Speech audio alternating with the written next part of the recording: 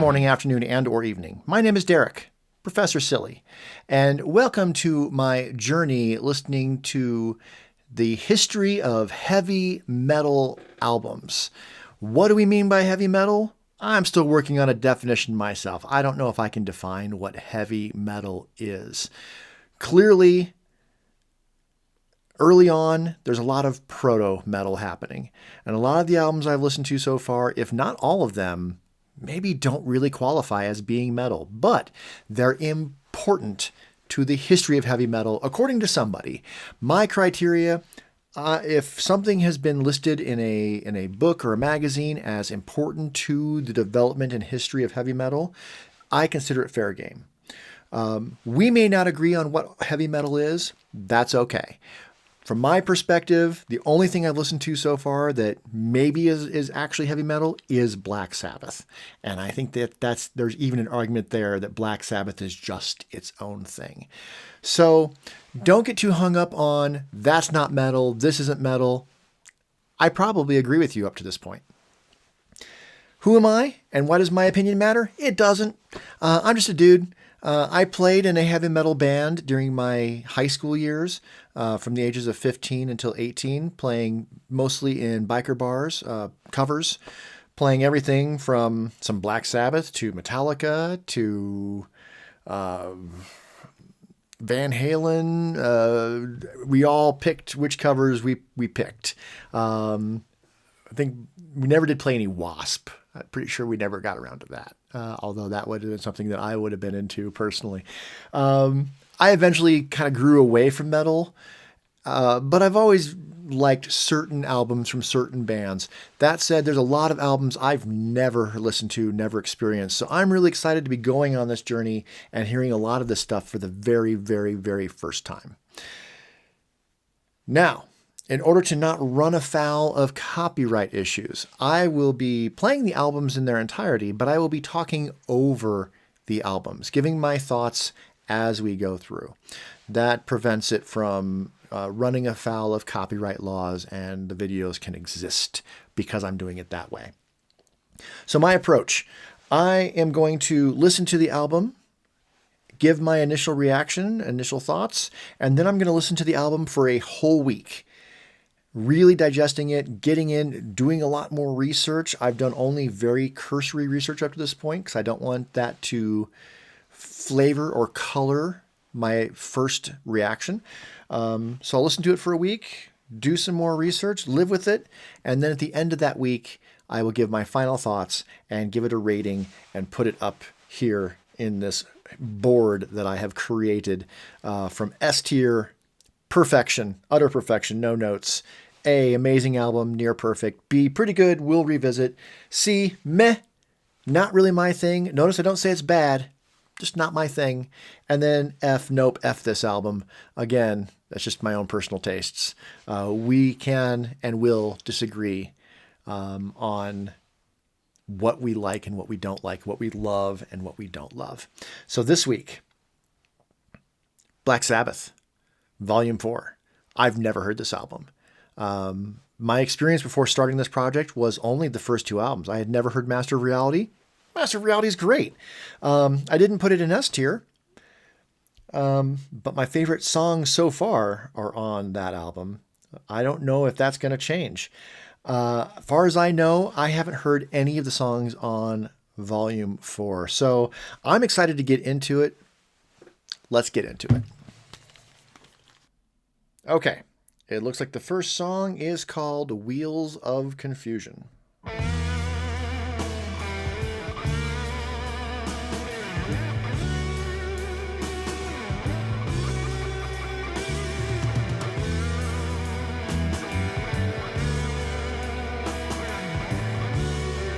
little slower, a la the first two albums, but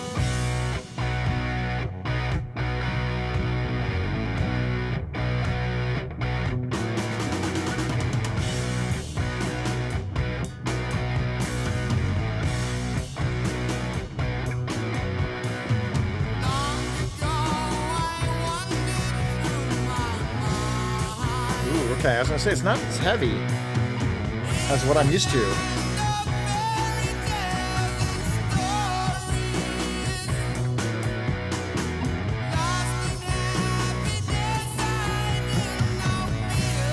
Interesting melody, though.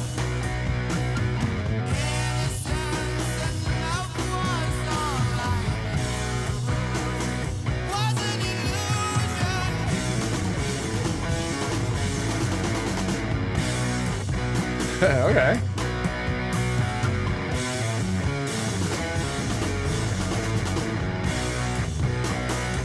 Feels like going around a corner on ice.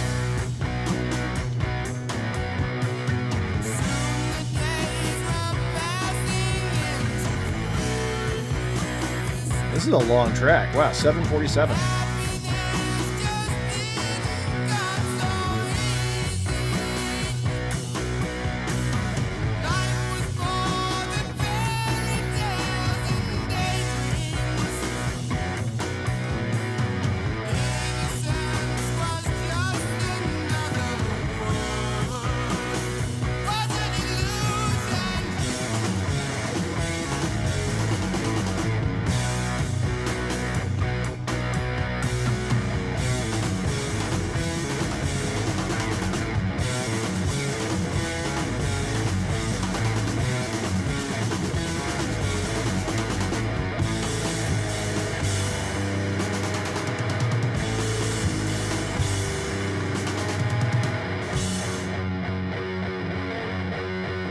There we go.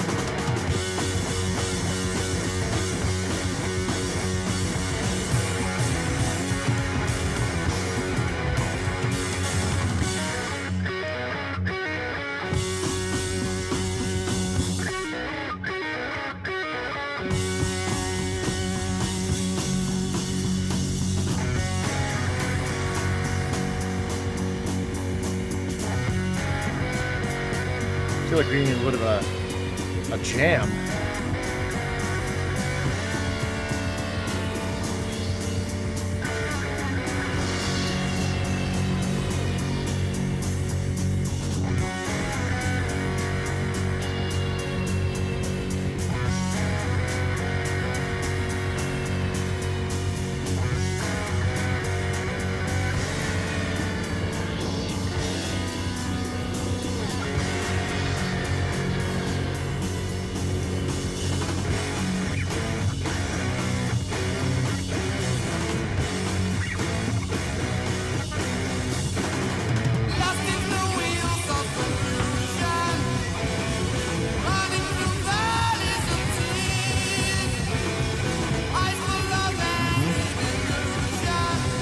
Like that guitar.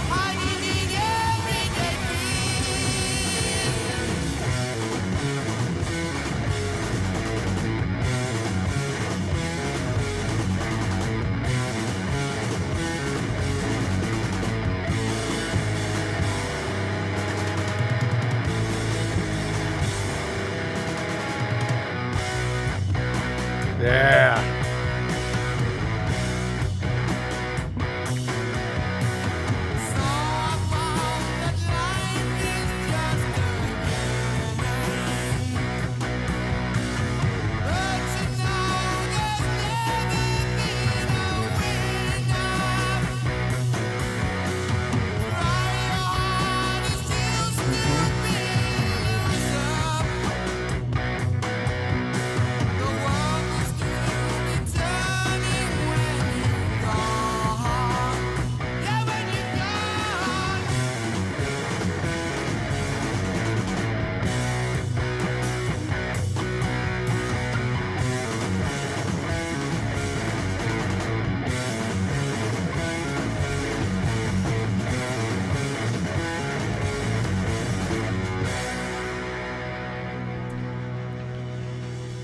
We're not done.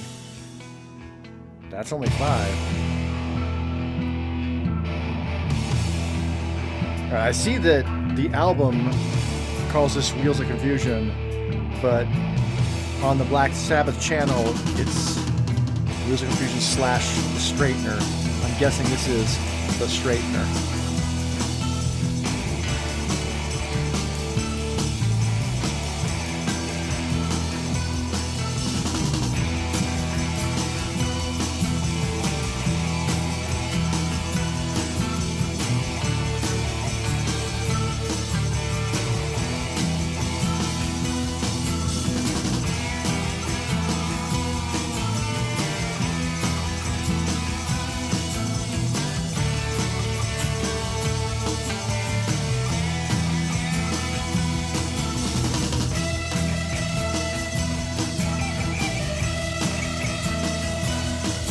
Interesting.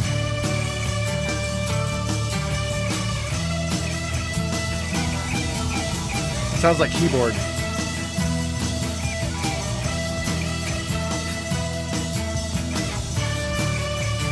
I see that both Geezer and Tony are listed as playing Mellotron. I wonder if that's what I'm hearing behind there.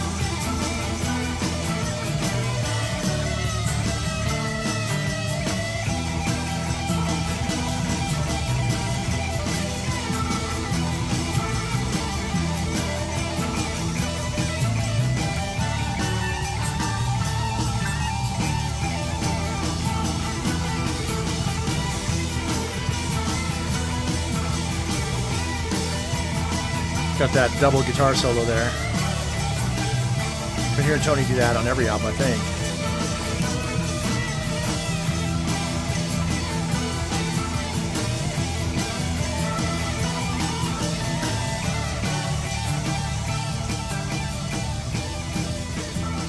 Very interesting. I was told in a comment, get used to saying, well, that doesn't sound like the Black Sabbath I've been hearing so far. Because apparently they do keep changing it up. Which is fine by me. All right. Yeah, very interesting start to the album. Now, I did read that when I would buy an album back in the day, I would almost always have the liner notes open in front of me. Back when I was buying albums, because, you know, Gen X, I was always looking at the artwork and looking at all the song credits and everything while I was listening to it. And then it was switched to tapes, and then it was smaller, but I still did the same thing. I'd open it up and like read like all the thank yous and who played what. And then CDs, a little bigger print. That was nice. And now I do it online, of course. But yeah, so all that to say that I see that this is the first one that's produced by the band themselves, specifically by Tony Iommi.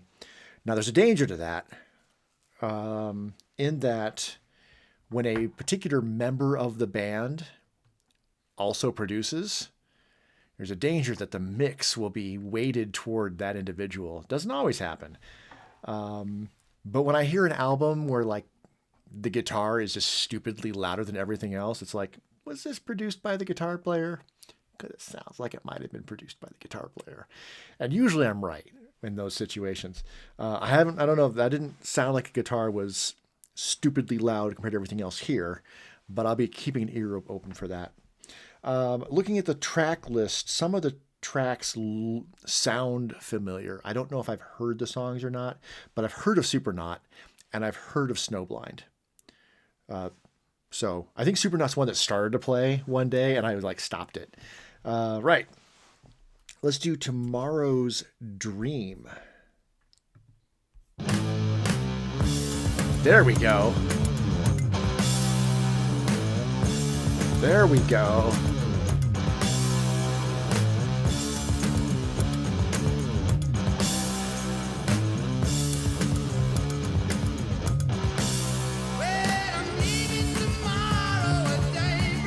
All right.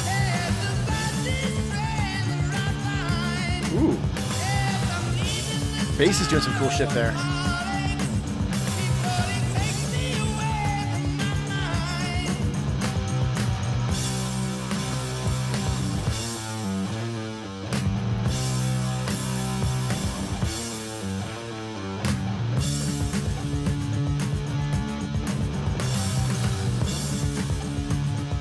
I thought about drinking beer on each of these, but no, I'm drinking caffeinated loveliness.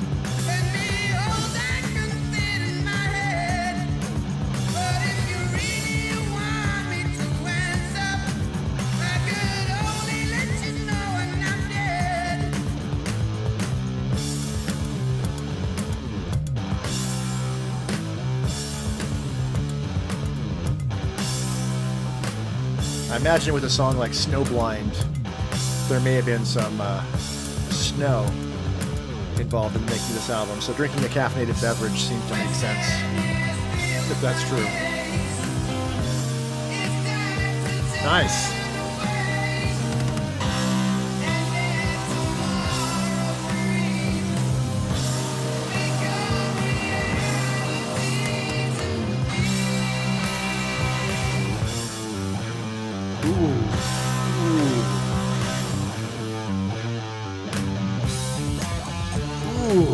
Yeah.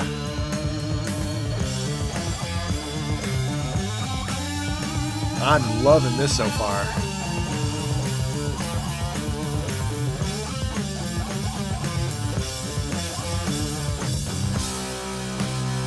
Yeah.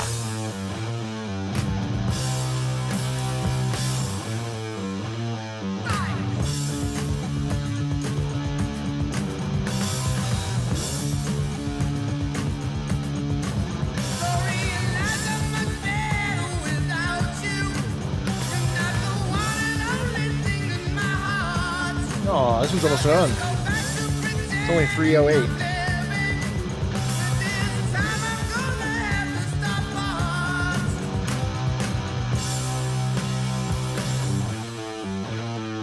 Oh yeah, the first track is the longest on the album.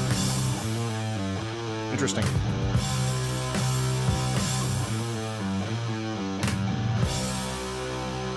I notice the album cover only has Ozzy on it too. That's usually not the best sign. All right. Well, that song was way less surprising in some ways, but very welcome in every other way. Initial reaction on that is that's what I want to listen to Black Sabbath for right there. All right.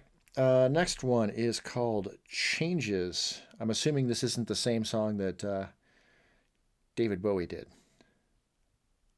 which might have been before this. Changes. Yeah, that was early 70s, and this is 72. Maybe it's about the same time. I'll look into that later. Right, let's go. Okay, piano.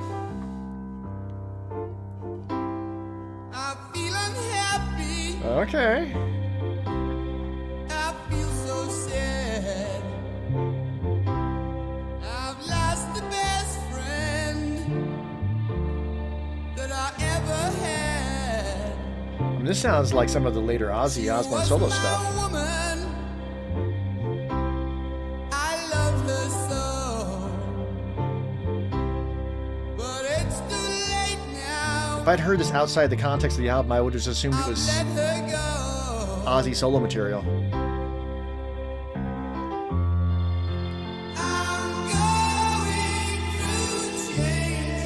This is the song that young Brit has been singing. Okay, I've heard this, not him, but I've heard. I don't know his name. Young British performer.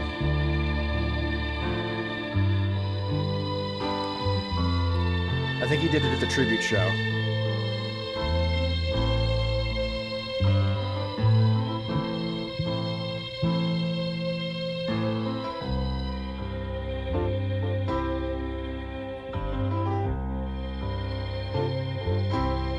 We shared the years. We shared each day. My first thought when hearing the piano was, I loathe Billy Joel, but this is not like Billy Joel. I was worried. Had its evil way. My heart was blinded. Love went astray.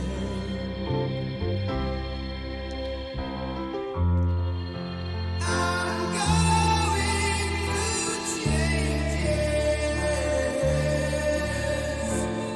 Okay, is it gonna do more than just this though? This isn't bad. We've heard the verse, we've heard the chorus, and it's just about halfway through.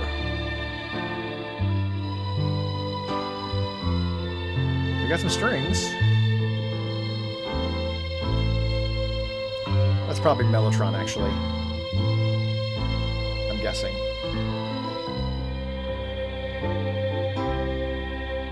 What is a Mellotron, by the way?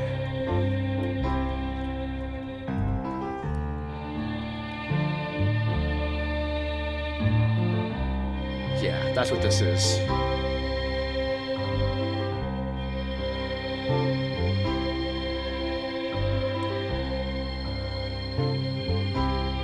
It took so long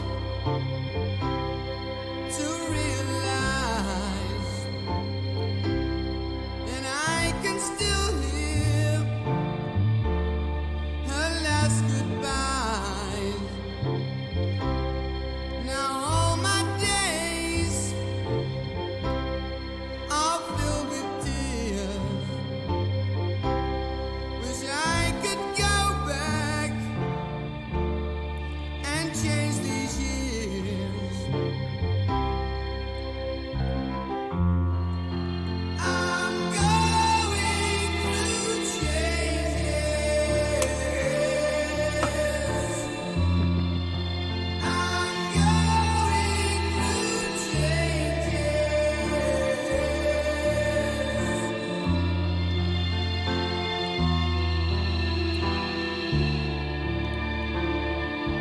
That sounds kind of cool with the with the Mellotron.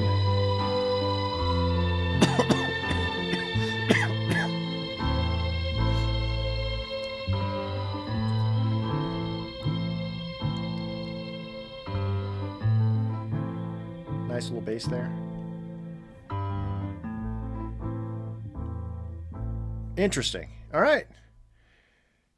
Yeah, I'd never heard the original version of that before. Only the cover by whatever that young lad's name is.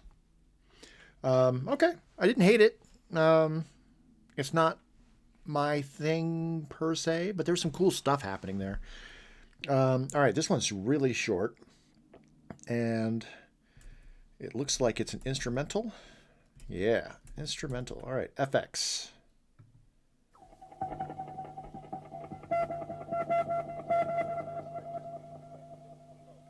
Nice. Stereo pan. This goes straight into Supernaut, or I don't know if it goes straight in, but...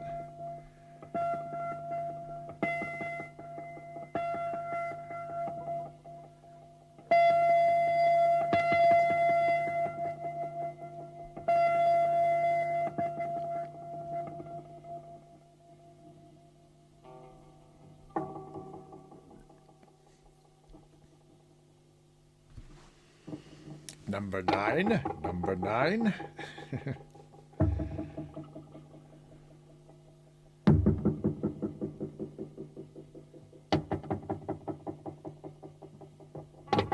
Uh-oh.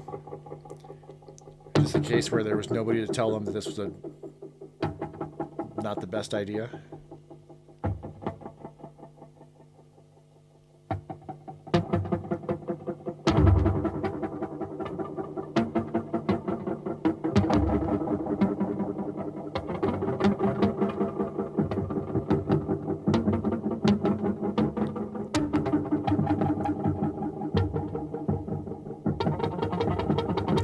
I guess the title's appropriate.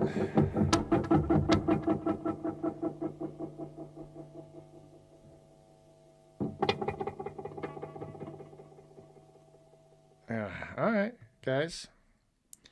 I guess. Did I stop that too early? No. No, I didn't. Okay.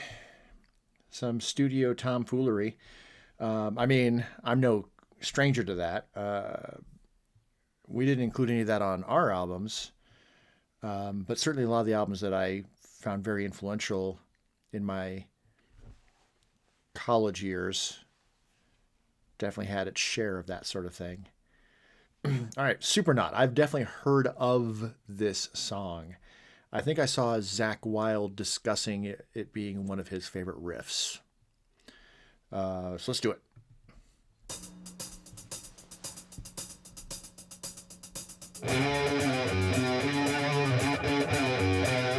All right.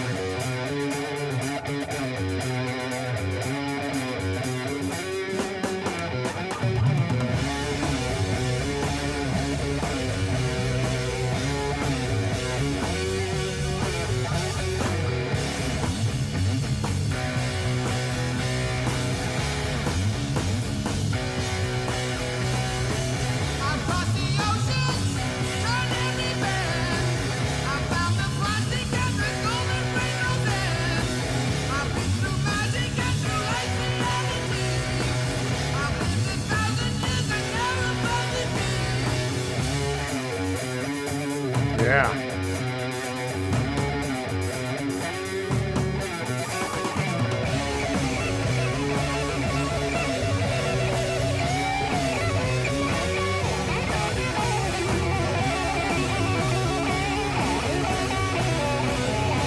It's been interesting listening to other stuff from the time period because this by itself doesn't sound that much different from like the Captain Beyond that I listened to last week.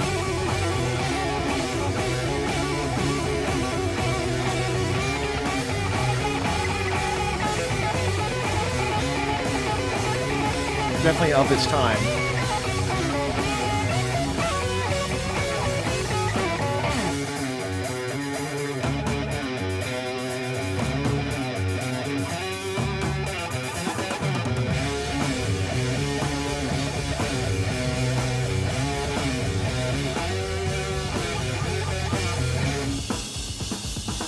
Nice.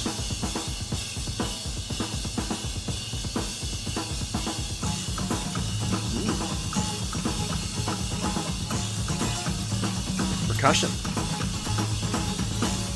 It's a little Latin. Like a conga line a little bit.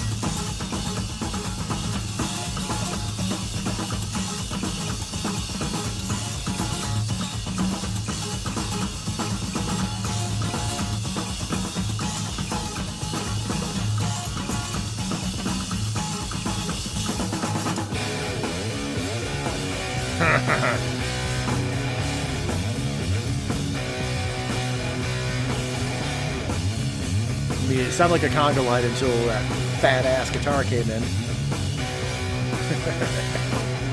no religion, don't need no friends. Got all I want and I don't need to pretend. Don't try to reach me 'cause I'll tear up your mind. I've seen the future and I've left it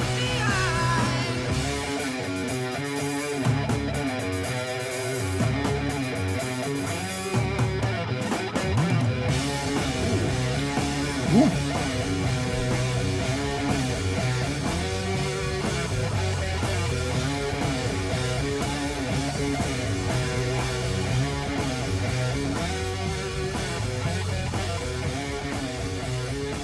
All right, fade out. End of side one.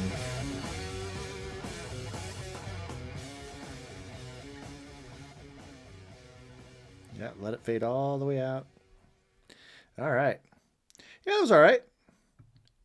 I think I was more hyped for it. It was good. We'll see how I feel about it at the end of the week.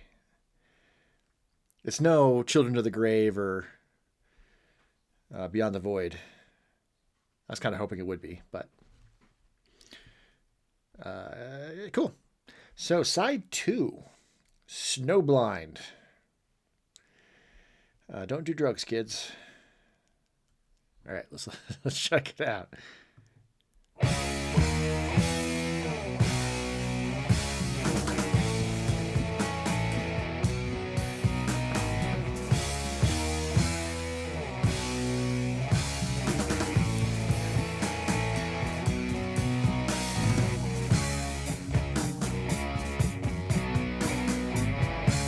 All right, this is sounding like more like classic Sabbath. What you get or what you see.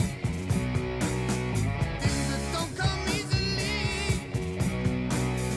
Feeling happy in my pain. Icicles within my brain. The Whisper.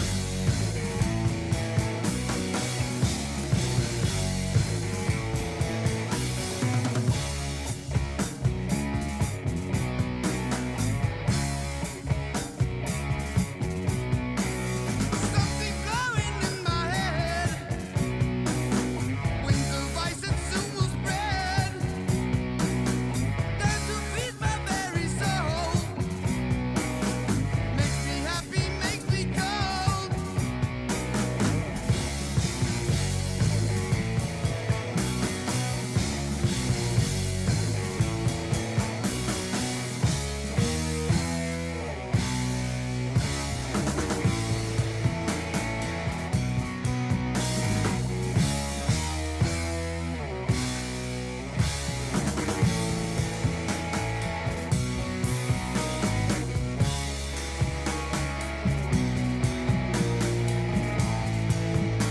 Okay.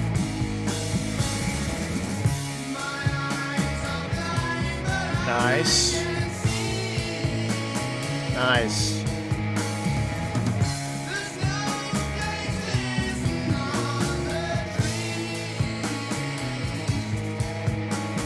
It's funny.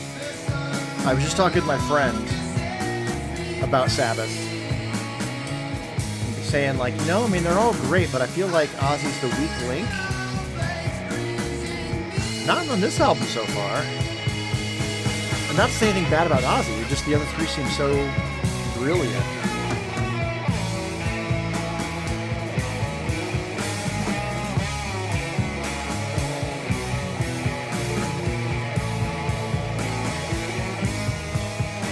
I feel like on this album, Ozzy's shining more gloriously than I've really heard.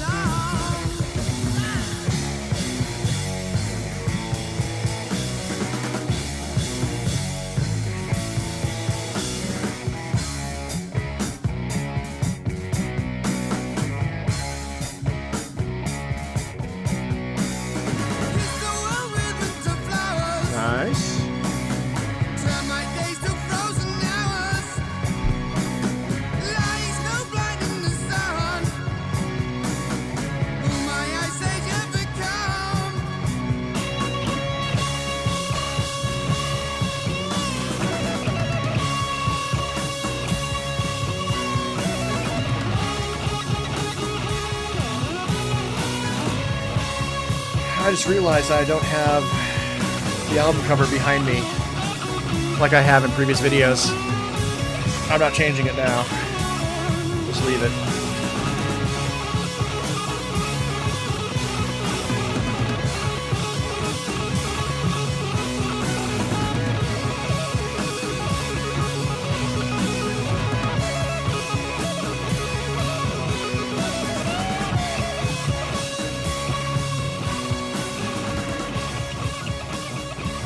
I could probably change it.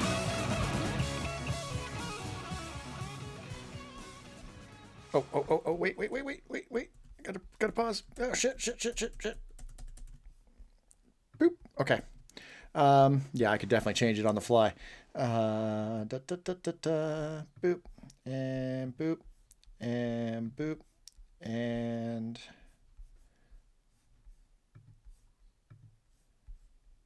and boop. And... boop. There we go. I can change it on the fly. Woohoo. All right. Cool. I'm kind of curious to listen to that while having the lyrics in front of me. In general, with most of these songs, I don't have the lyrics pulled up. I understand Geezer Butler wrote all the lyrics. So I've generally liked the lyrics on most of the other songs up to this point. I'll probably continue. Cornucopia. Check it out.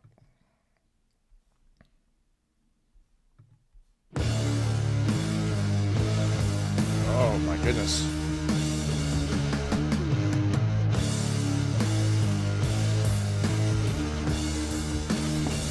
That's thick.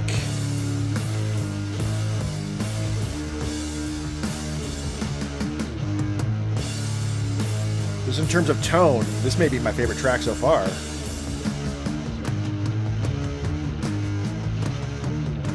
Oh yeah.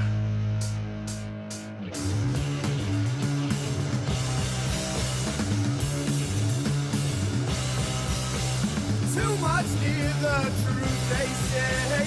Keep it till another day. Let them Weird. have their little game. Illusion helps to keep them sane.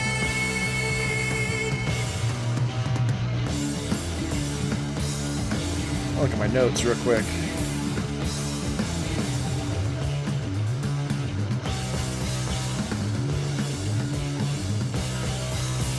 Let them have their little toys. Matchbox straws and mortgage joys. Exciting in their plastic ways. Frozen food in a concrete maze. You're gonna go insane. I'm trying to save your brain. Just wanted to see what all was released that I've been listening to before this and what hadn't been released when this was recorded. This is all recorded before Captain Beyond. Before hard stuff. Ish.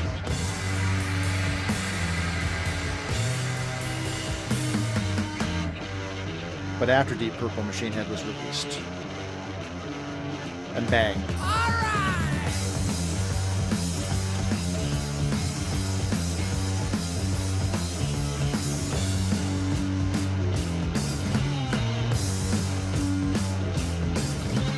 I don't know what's happening. My head's all torn inside. People say I'm heavy. They don't know what I hide.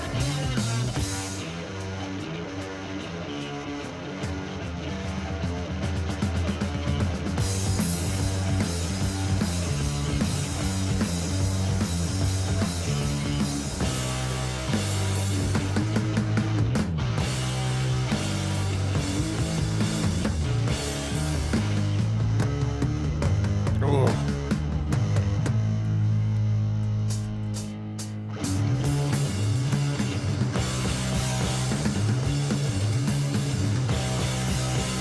Take a Weird. life, it's going deep.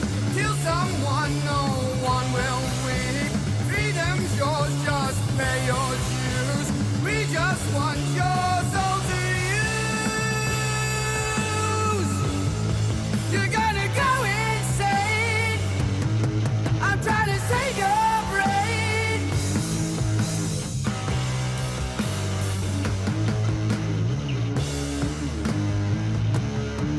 Lumbering.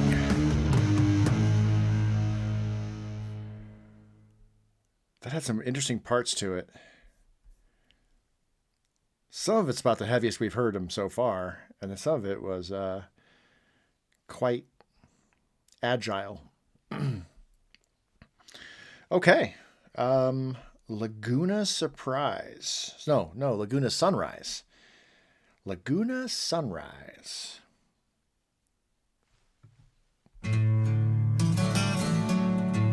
All right.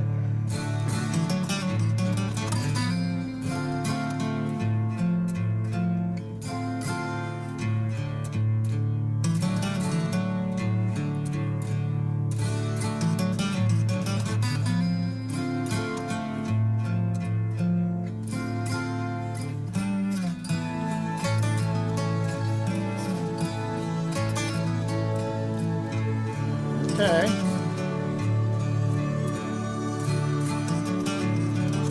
It's also instrumental. Yep.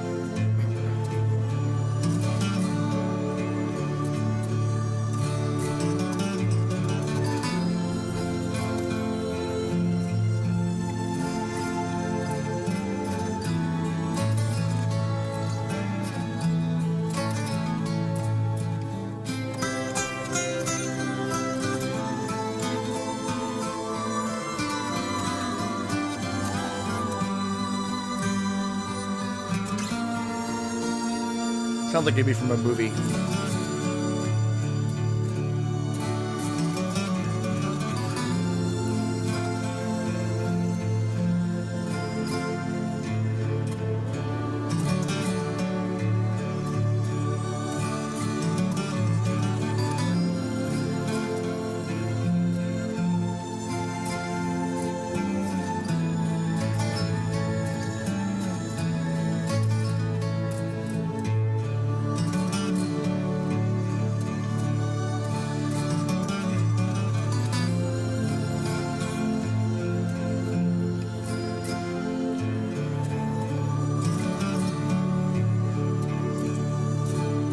Where's the drums?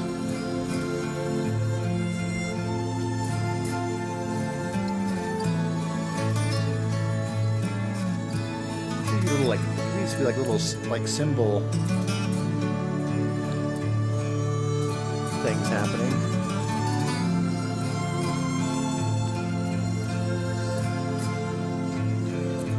Just guitars and strings.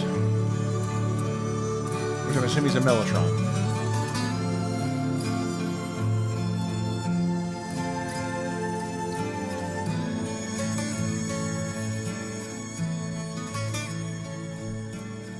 Okay.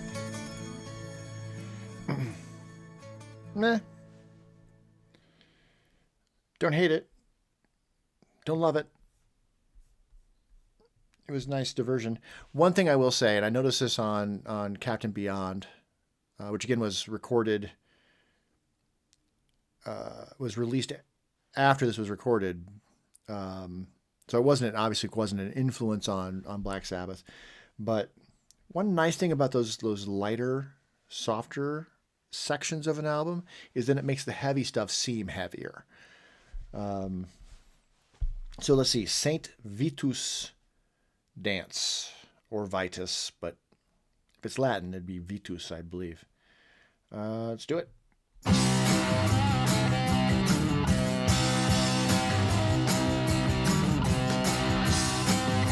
Okay.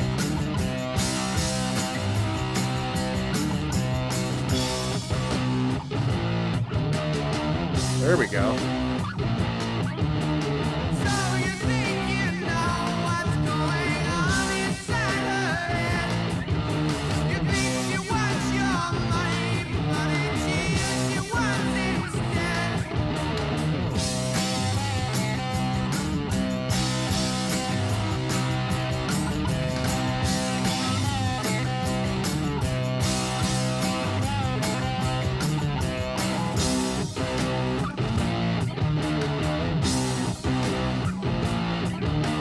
When you think about the things that she did long ago, it breaks your heart, but deep down for you don't hurt to go.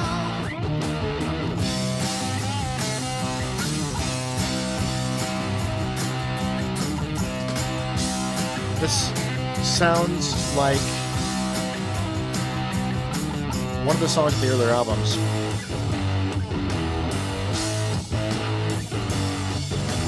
really nervous, shattering, really wanna die, just because the one mistake of telling you a lie.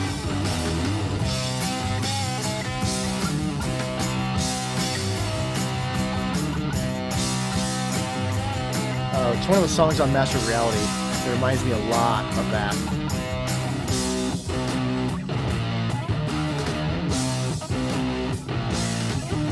If I were you, I'd try again and try Now I'm curious, which one was it? She only thinks of you, you know I'm talking as a friend. After Forever.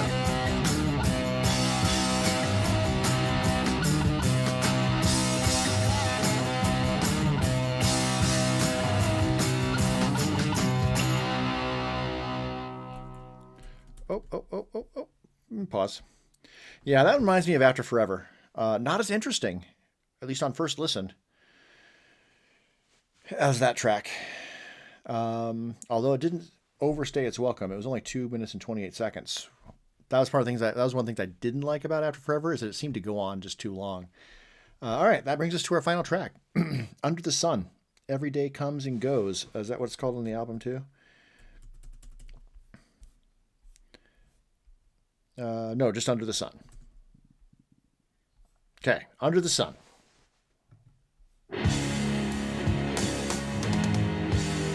Uh-huh.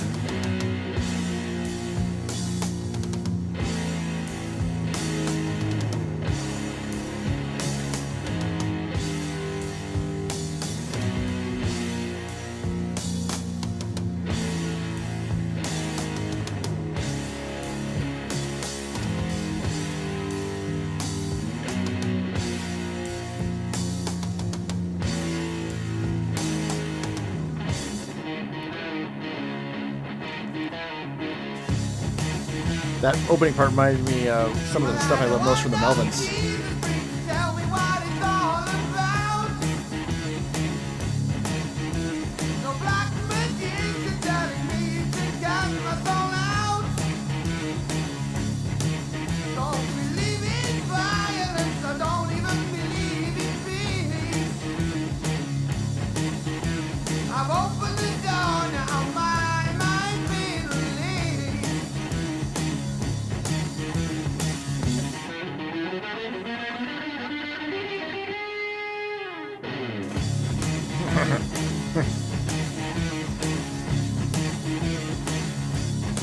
Well, I don't want no preacher telling me about the God in the sky. No, I don't want no one to tell me where I'm gonna go when I die. I wanna live my life, I don't want people telling me what to do. I just believe in myself, 'cause no one else is true.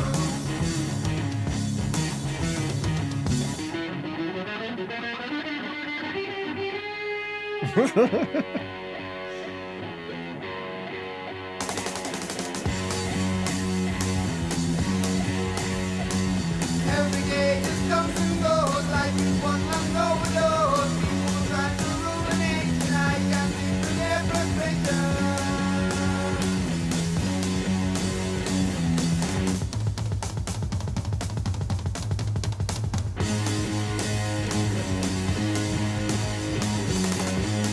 This also sounds like something from an earlier album. Running their real faces, but running their red races behind each other, they grow so weak in their world of make-believe.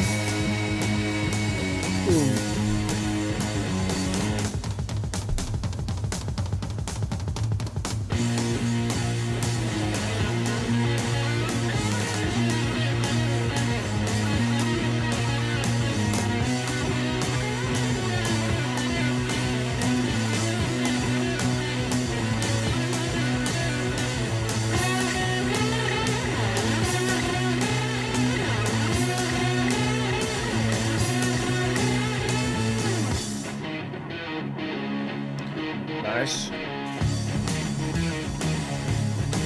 So believe what I tell you, it's the only way you'll find in the end.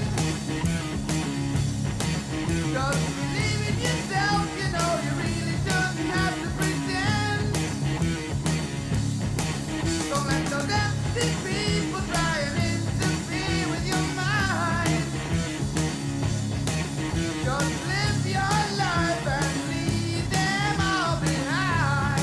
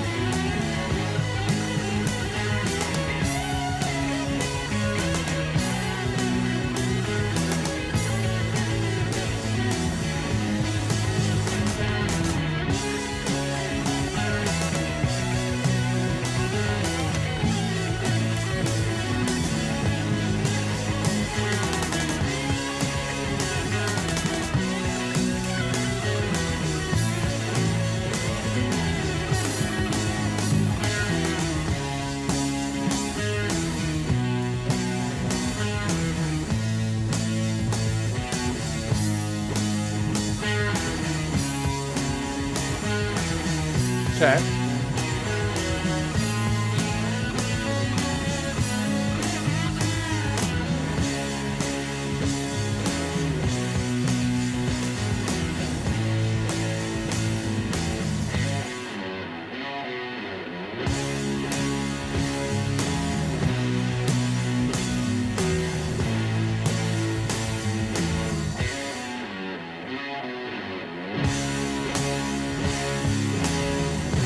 Yeah.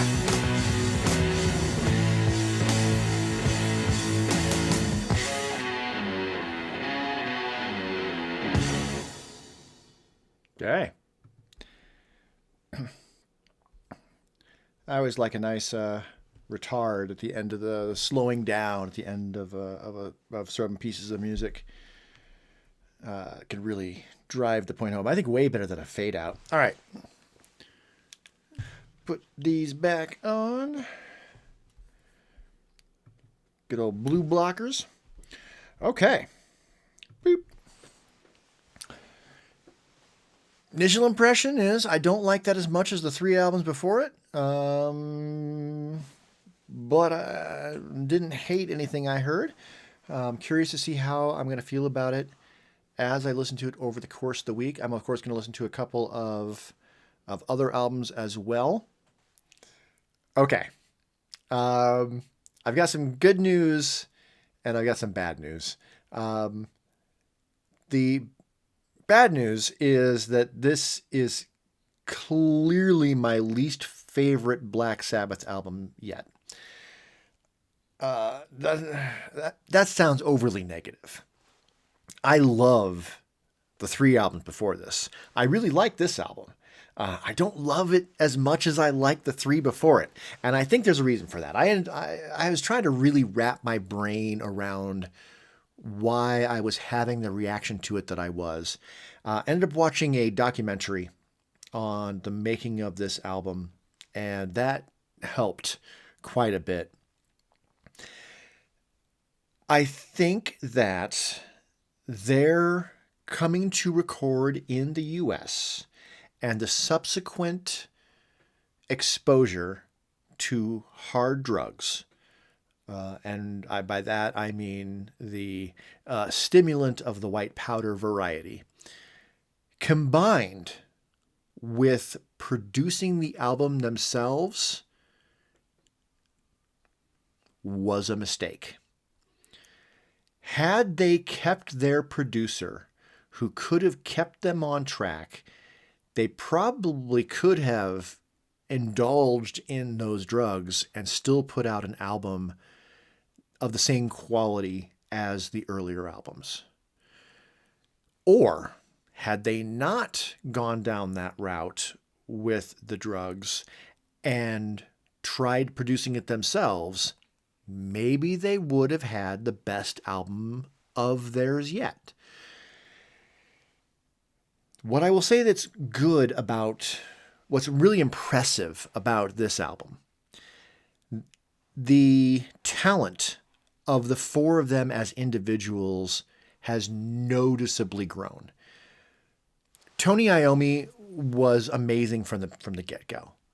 So his evolution isn't as noticeable to me because he's still just really, really good. The guitar riff of Supernaut especially grew on me with every single listen. There's some really amazing heavy riffs and grooves throughout this album. Bill Ward. I understand from the documentary that he had trouble writing for a couple of the tracks on here. That struggle is not noticeable to me when I listen to those songs. He sounds great, but I've always really enjoyed his drumming. Geezer and Ozzy, those are the 2. The bass lines and the vocal melodies aren't following the guitar nearly as much anymore. They sound more like a quartet, a 4-piece, a 4 musicians who all are expressing their own thing And that's really cool to hear. Part of what I liked about the earlier albums was that how they knew when to like follow each other and when they would do their own thing. That's getting lost a little bit here, but I don't find the music less interesting as a result based on just that. Secondly, another thing I found really interesting listening to this, I'm a big fan of the Melvins. Now, one of the early albums by the Melvins did show up on the Rolling Stone Top 100 Metal Albums list. So there will be Melvins on this channel when we get to the mid 80s, into the late 80s, into the 90s, into the 2000s. They've put out so many albums. I'm very familiar with everything they did up through the early 2000s. I'm a big fan of all that. There were a couple of tracks, Cornucopia and Under the Sun, where the opening riffs sounded so much like King Buzzo. Now, obviously, King Buzzo came much, much later. This album had to have been a huge influence on his playing. It had to have been. The style is unmistakable. Black Sabbath was always had their slow, sludgy songs, but the earlier stuff didn't sound so connected to what King Buzzo will be doing 13 to 15 years later. And as a big fan of that other group, it's really cool to hear that influence here. A lot of these songs really grew on me as I listened to it. My favorite, hands down, is Supernaut. It's clearly to me the best song on the album. Heavy bass, great guitar tone. That riff got stuck in my head. Right up there with it, though, is Tomorrow's Dream, which apparently was the single. Noticeably great vocal melody. Love the guitar tone, love the bass parts. Both of those songs, I don't think they're as good as Children of the Grave or Into the Void from Master of Reality, but they're every bit as good as a lot of the earlier Black Sabbath. I liked quite a few of the songs, but Laguna Sunrise, apparently that's actually orchestra strings, not a mellotron.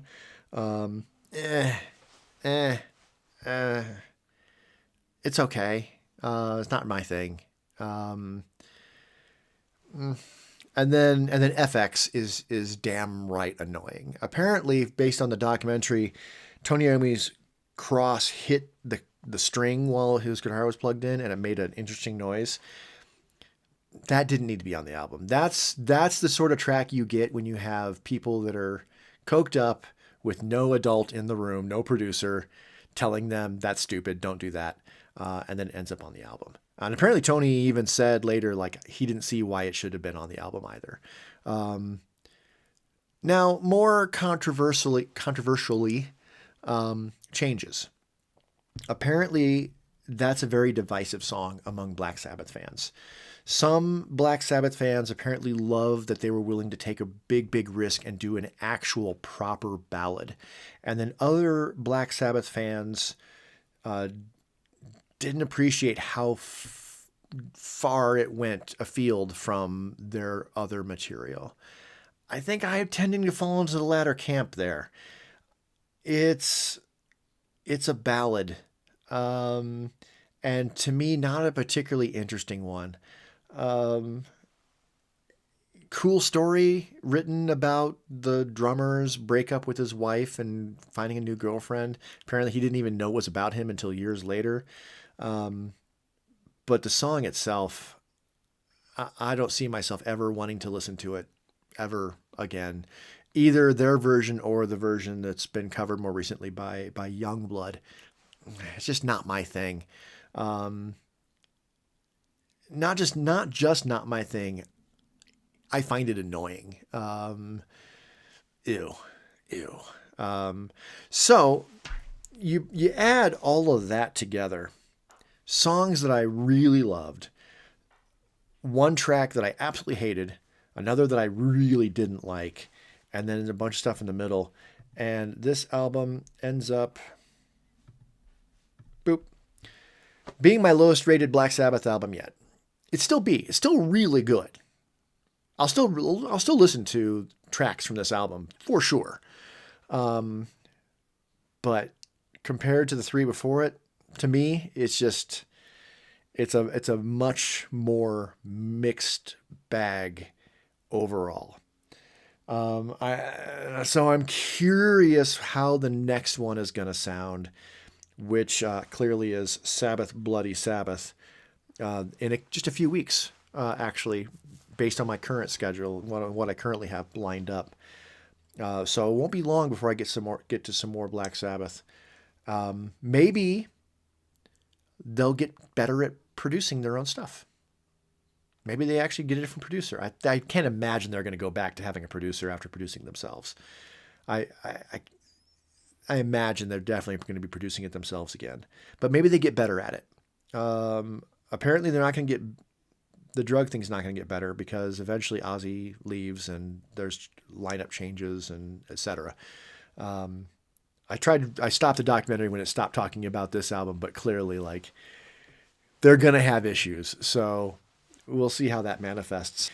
In the meantime, you have a great rest of your whatever. And I'll see you next time. Ta-ta.